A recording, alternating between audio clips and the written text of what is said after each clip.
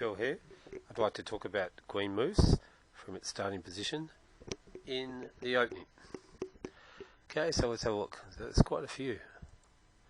So Queen to C2 might combine with a rook down the C file, might combine with a bishop down the diagonal. Queen to B3 might combine with a bishop to attack the F7 square, might attack a pawn on B7. Queen to A4 might be a way to bring the queen across to the king's side, or it might pin something down the diagonal. Queen D2 might combine with a bishop to work on this diagonal. Queen to D3 might combine with a bishop to threaten mate on H7 even. Queen on D3, it's important to put the queen where it's hard to attack. Queen on D3 can be attacked from many different squares with a knight or bishop, or even a rook. So generally you want to put the queen where it's hard to attack. Queen to D4. Queen on this square, it's not so good if black can get a knight to C6 quickly attacking it. If black can't, it can be quite good here because it hits A7, hits G7.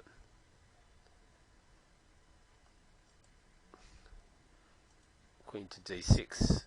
So in this case it stops black from castling. Queen to E2 can combine with a bishop on D3. In this case the queen's off an open file, so it might be less likely to be harassed.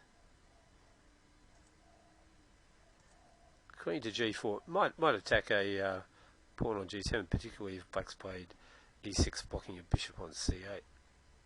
So that can be a useful attacking move. Queen H5 brings the queen quite close to the black king and hits two pawns.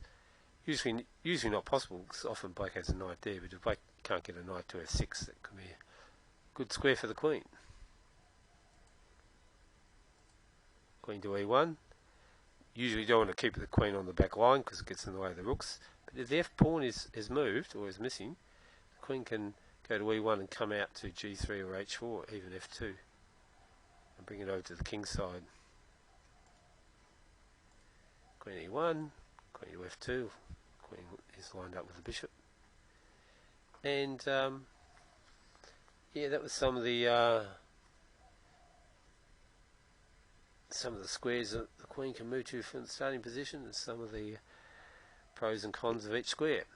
Okay, thank you for watching.